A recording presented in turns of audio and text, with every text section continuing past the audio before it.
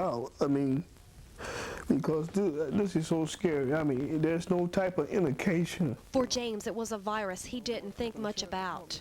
And I hate to say it, I think we fell into the category also for as not taking this flu shot seriously. Until now, James took his flu shot yesterday and urges all parents to do the same. It's too late for me, but it don't have to be late for them.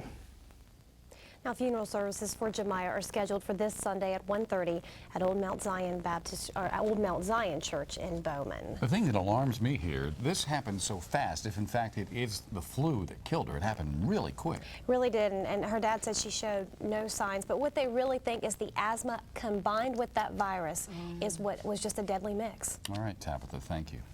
Final autopsy results are expected tomorrow for a York County boy who may have died from the flu. 6-year-old Nicholas Johnson died Saturday. A doctor said he had a flu-like virus and gave him cough syrup. Family members say Nicholas had a weak immune system and had trouble fighting off illnesses. Meanwhile, the director of the Centers for Disease Control says the flu is on the verge of becoming an epidemic as the shortage of the vaccine grows.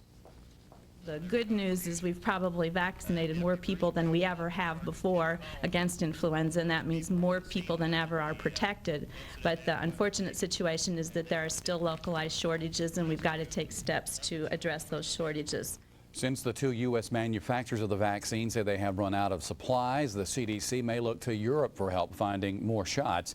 Not all local clinics, though, are on empty when it comes to the vaccine. Check with your private doctor or local clinic. I think to say that we had a rainy day across the Midlands might be an understatement. But it's changed out there now. Quickly. Yeah. It really has. Let's get details with Jim Gandy.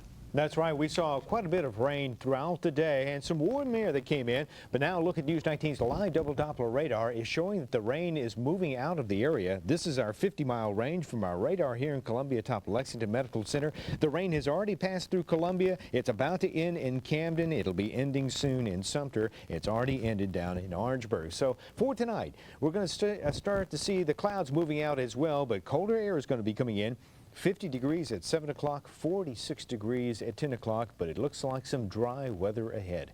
I'll have a look at the forecast a little later. All right, Jim, a special send-off this afternoon from more of our troops. A group of National Guardsmen based in Eastover packed up their unit today for support on the war on terror. News 19's Natasha Curry was there. She joins us now from the wall of South Carolina's finest. Natasha. Well, JR and Darcy, ever since the war with Iraq began, we brought you the stories of South Carolina's finest men and women, and the movement at South Carolina's bases continues. Today, the 268th Engineer Detachment shipped out. We know we're going with a good group of people. Just leaving your family is the hard part. Mixed emotions flood this sea of soldiers preparing for deployment and heading into harm's way. I'm leaving a 1-year-old and a 3-year-old that I hope will recognize me when I get home. Being away from family is hard enough, but not knowing how long really makes you worry. Whether or not my family's going to be taken care of back home, whether or not they're going to be safe. I know I'll be okay, just worried about my family. You got 24 people here, and counting yourself.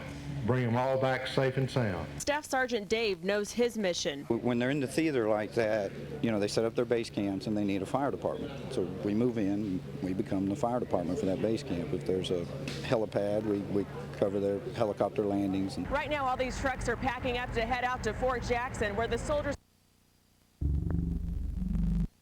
training and firefighting skills. Then it could be weeks, even months before they ship out overseas. We are going with 5 Humvees, 4 fire trucks, and miscellaneous things loaded elsewhere. Everything you see rolling out here. Their specialty is aircraft crash rescue, training they hope they'll never need. There were 3 generals at today's ceremony, and their only request that they made of the group of South Carolina's finest was to take care of business overseas, and they would make sure that everything was taken care of here at home. Natasha Curry, News 19, WLTX. All right, Natasha, thank you so much. Members of the 51st Rear Area Operations Center also took part in a deployment ceremony today.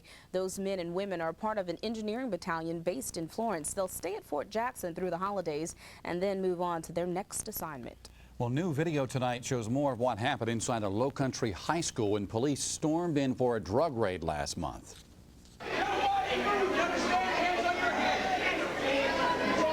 In all, more More than 100 students were detained, some with guns pointing at them, others handcuffed, and all told not to move. Now attorneys are filing class action lawsuits against the school, the city, and the police department. What we saw on November 5th flashed across the televisions all across the nation were commando-style tactics that should be used in Baghdad, not in Goose Creek. Well, when it was all over, police didn't find any drugs or any weapons. Tonight at 7, we'll show you more of this new video from police and hear from law enforcement on the raid. One of the suspects in this week's 13-hour standoff in Abbeville is also wanted by authorities in his home state of New Hampshire. 36-year-old Stephen Bixby is accused in the shooting deaths of an Abbeville sheriff's deputy and a constable. You see him here during his arraignment yesterday. Now, a New Hampshire sheriff says he is wanted on probation violations stemming from 2 traffic convictions, including drunk driving. A Lexington County business was destroyed today in an early morning fire. It happened around 5 this morning off of Old Dunbar Road in Casey. Fire started at High Tech Auto Accessories, charring the building and some cars outside of it. Damage has been estimated at about $130,000. An electrical problem is believed to be the cause. Another fire sparked around 1 this morning in a dumpster behind Columbia's Richland Mall. Firefighters were able to put that blaze out quickly before it could spread. There's still no word on what caused it. The boil water advisory continues for some neighborhoods in northeast Richland County. A water main broke near Pontiac Elementary School yesterday evening. The advisory is just a precaution while the water is tested for contamination. Now, if you live near the school in Wood Creek Farms or Walton subdivision, you're asked to boil your water at least 1 minute before drinking it. You're watching News 19 with J.R. Berry, Darci Strickland, Bob Shields Sports, and South Carolina's weatherman, Jim Gandy. Still ahead on News 19. We'll show you how some Midland students are learning about the business world while building up the lives of others. And he's a busy man, but Santa made time for lunch with some Midland's kids. We'll have the story, but first, here's a holiday greeting from one of South Carolina's finest. Greetings to Spangdahlem, Germany. We're the Engelhardt family. We would like to wish all of our friends and family in Sumter and Orangeburg County a very Merry Christmas and a Happy New Year. Merry Christmas.